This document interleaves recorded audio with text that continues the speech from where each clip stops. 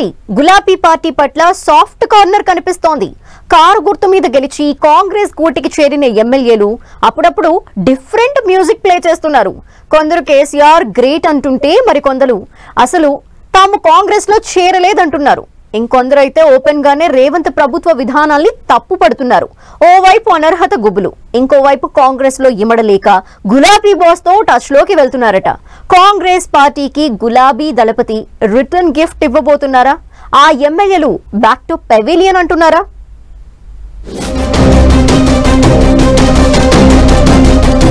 Jumping ఎమ్మెల్యేలు తిరిగి BRS వైపు చూస్తున్నారా? అనర్హత భయంతో గులాబీ దళపతికి టచ్ లోకి వెళ్లారా? కాంగ్రెస్ లో ఇమడలేక కారులో జర్నీకి రెడీ అవుతున్నారా? తెలంగాణ పాలిటిక్స్ లో ఆసక్తికర ఇన్సిడెంట్స్ చోటు చేసుకుంటున్నాయి. అసెంబ్లీలోని బీఆర్ఎస్ ఎల్పీ ఆఫీస్ లో ఉన్న గులాబీ బాస్ కేసీఆర్ ను పటాన్ చెరు ఎమ్మెల్యే గూడెం మహిపాల్ రెడ్డి కలిశారు. తన తమ్ముడి పెళ్లికి రావాలని కోరుతూ ఆహ్వాన పత్రికను అందజేశారు. అయితే ఇన్విటేషన్ కార్డు ఇచ్చేందుకే కలిసినా గూడెం తిరిగి బీఆర్ఎస్ లోకి వచ్చేందుకు ప్రయత్నిస్తున్నారు అన్న టాక్ వినిపిస్తోంది. కాంగ్రెస్ లోకి వెళ్లిన గూడెం మహిపాల్ రెడ్డికి పటాన్ చెరువులో పరిస్థితులు అంతగా అనుకూలించడం లేదట. లోకల్ కాంగ్రెస్ లీడర్లను గూడెం అస్సలు పట్టించుకోవడం లేదట. కాంగ్రెస్ పార్టీ విధానాలపై ఆయన అసంతృప్తిగా ఉన్నారన్న చర్చ జరుగుతోంది. ఎమ్మెల్యే క్యాంపు కార్యాలయంలో ముఖ్యమంత్రి రేవంత్ ఫోటో పెట్టుకోలేదని లోకల్ కాంగ్రెస్ లీడర్లు ఆ మధ్య రచ్చ చేశారు. ఇంకా బీఆర్ఎస్ అధినేత కేసీఆర్ ఫోటోనే ఉందని హంగామా సృష్టించారు. గూడెం మాత్రం బరాబర్ కేసీఆర్ ఫోటో పెట్టుకుంటా అంటూ స్టేట్మెంట్ ఇచ్చేశారు. అంతేకాదు వివాహాలు, విందు కార్యక్రమాలకు వెళ్లినప్పుడు పిచ్చాపాటిగా గూడెం మహిపాల్ రెడ్డి మాట్లాడుతున్న మాటలు హాట్ టాపిక్ అవుతున్నాయి. ఏదో కాంగ్రెస్ లో చేరాను కానీ బీఆర్ఎస్ లోనే ఉన్నాను అని అంటున్నారట గూడెం. దీనికి తోడు కాంగ్రెస్ పార్టీ తీసుకునే కార్యక్రమాలకు ఆయన డుమ్మా కొడుతున్నారు. కాంగ్రెస్ ఓ పార్టీనా అంటూ గూడెం చేసిన కామెంట్స్ కూడా దుమారం రేపుతున్నాయి.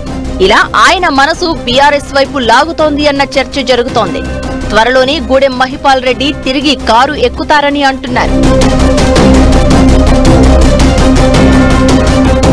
ఆయనే కాదు మరొకరిద్దరు ఎమ్మెల్యేలు కూడా కాంగ్రెస్ పార్టీలో అసంతృప్తిగా ఉన్నారట. గద్వాల ఎమ్మెల్యే బండ్ల కృష్ణమోహన్ రెడ్డి అయితే ఏకంగా తాను కాంగ్రెస్ లో చేరలేదు అంటూ పోలీస్ కంప్లైంట్ ఇచ్చారు. ఆ మధ్య అసెంబ్లీలో బీఆర్ఎస్ ఎమ్మెల్యేలతో కలిసి కనిపించారు. దీంతో కృష్ణమోహన్ రెడ్డి తిరిగి బీఆర్ఎస్ గూటికి చేరారు అన్న ప్రచారం జరిగింది. ఆయనకు లోకల్ గా జెడ్పీ చైర్మన్ సరిత తిరుపతయ్యతో పొసగడం లేదట. మొన్నటి ఎన్నికల్లో కృష్ణమోహన్ రెడ్డిపై కాంగ్రెస్ అభ్యర్థిగా పోటీ చేశారు సరిత. బీఆర్ఎస్ నుంచి గెలిచిన కృష్ణమోహన్ రెడ్డి కాంగ్రెస్ గూటికి చేరడంతో ఇద్దరి మధ్య ఉప్పు నిప్పుగా ఉందట వ్యవహారం. సేమ్ టైం సుప్రీంకోర్టులో ఉన్న అనర్హత కేసు కూడా భయపెడుతోందట. కాంగ్రెస్ పెద్దల తీరుపై ఆయన అసంతృప్తిగా ఉన్నారట. చేరే వరకు ఎన్నో హామీలిచ్చి ఇప్పుడు కనీసం అపాయింట్మెంట్ కూడా ఇవ్వడం లేదని అసహనం వ్యక్తం చేస్తున్నారట. దాంతో కృష్ణమోహన్ రెడ్డి తిరిగి బీఆర్ఎస్ గూటికి చేరుతారు అన్న ప్రచారం జరుగుతోంది.